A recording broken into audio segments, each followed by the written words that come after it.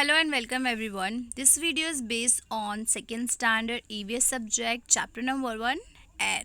So we are going to start our second semester. So let's begin the chapter with learning points. Steam, smoke, germs in the air, how wind is useful in a day-to-day life. So this is learning points are there which we are going to learn in this lesson. So let's begin the chapter with tick the box if the air helps in a activity. So like drying clothes, filling in a tires and flying a kite. So let's begin the chapter. Air has a water vapor. Do you know what happens when we boil water for a long time on a stove?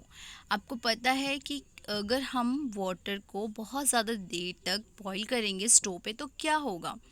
So like water will disappear. तो क्या हो जाएगा? तो water disappear हो जाएगा, गायब हो जाएगा. सो लाइक क्यों ऐसे होता है? तो because heat change water into water vapour. Hot water vapour is called steam. जो हीट होती है, जो ज़्यादा हीट की वजह से जो वाटर है वो वाटर वेपर में चेंज हो जाता है और इसे हम स्टीम कहते हैं. ठीक है. नेक्स्ट है when we put cloth to dry in the sun. जब हम अपने जो क्लोथ से डे लाइट में, अगर हम सन के डे लाइट में अगर अगर रखेंगे तो क्या होगा? They soon become a dry. वो क्या हो जाएगी? जल्दी ही सूख जाएंगे.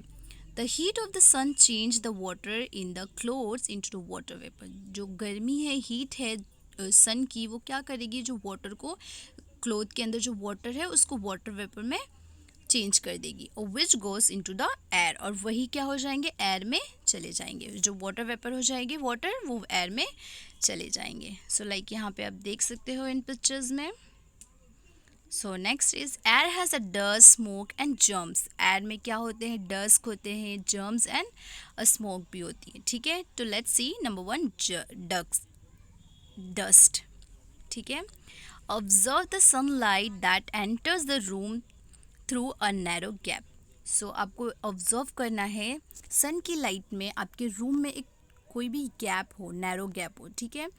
इन that beam of the sunlight you can see many dust particles which are in the air. आप उस लाइट के थ्रू, उस जो नैरो गैप है उसके अंदर सनलाइट के थ्रू आप देख सकते हो कि आपको ऑब्जर्व करोगे आप कि उसमें बहुत सारे मैनी छोटे छोटे से बहुत ज़्यादा डस्ट पार्टिकल्स आपको दिखेंगे जो वो एयर में होते हैं. ठीक है.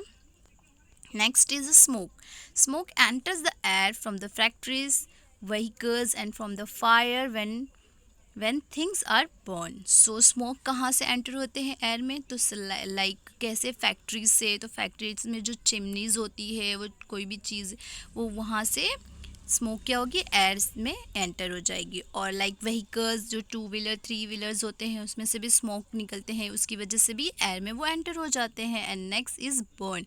जो कोई भी चीज़ें हम जलाते हैं तो उसमें से भी स्मोक निकलती है, उसकी वजह से वो भी एंटर हो जाते हैं एयर में. So like this is harmful for our health. और ये हमारे हेल्थ के लिए बहुत ही ज़्यादा हार्मफुल होती है. सो नो मोर में है metro cities like New Delhi are the facing an issue of smoke. So New Delhi is capital of India. So this ये मेट्रो सिटी भी है और लाइक वो बहुत ज़्यादा स्मोक की प्रॉब्लम फेस कर रहे हैं. लाइक स्मोक क्या है? When fog is polluted with the smoke it is called smoke. ठीक है. जब फॉग बहुत ज़्यादा पोल्यूटेड हो जाता है स्मोक की वजह से, उसे हम स्मोक कहते हैं. सो लाइक अब जर्म्स कैसे एंटर होते हैं एयर में? So let's see. Germs are released in the air when we sneeze or cough. So जब हमें germs कैसे एंटर होता है एयर में? लाइक जब हम छींकते हैं या खांसते हैं तो हमें छींकने और खांसने की वजह से जो जर्म्स है वो एयर में एंटर हो जाते हैं. Germs are harmful and can spread disease. और जर्म्स क्या होते हैं? बहुत ज़्यादा हार्मफुल होते हैं और उनकी वजह से डिजीज़ भी स्प्रेड हो जाती है. Air containing the dust, smoke and germs in harmful for the health. और एयर में डस्ट, स्मोक एंड जर्म्स होते हैं, कंटेन करते हैं. दैट्स वाई ये हमारे लिए बहुत ज़्यादा, हमारे हेल्थ के लिए बहुत ज़्यादा ही हार्मफुल होता है. ठीक है. नेक्स्ट है no more. When a person suffering from cold sneeze in a crowded place he may spread the cold to about 150 peoples. So ऐसे अगर आपने किसी ऐसे पर्सन को देखा है जो कोल्ड से सर्दी से या छींकने की वजह से बहुत ज़्यादा परेशान है, अगर वो क्राउडेड बहुत ज़्यादा भीड़ वाले प्लेसेस में रहेगा तो वो एक 150 पीपल्स को वो क्या कर सकता है, इन्फेक्टेड कर सकता है। Moving air is called wind. ठीक है, we can see wind but we can feel it. हम विंड को नहीं देख सकते बट हमें उसे फील कर सकते हैं। On a windy day wind blows at high speed with the force. जब विंडी डेज आते हैं, विंडी डे में जो विंड है वो बहुत ही ज़्यादा हाई स्पीड क्या होता है, वो फ्लो होती है और विद फोर्स के साथ। सच विंड इज कॉल्ड स्टॉर्म और गेल। ऐसे विंड को हम क्या कहते हैं, स्टॉर्म और गेल कहते हैं। It can blow off roof off the houses, uproot trees and also bend electric poles भी।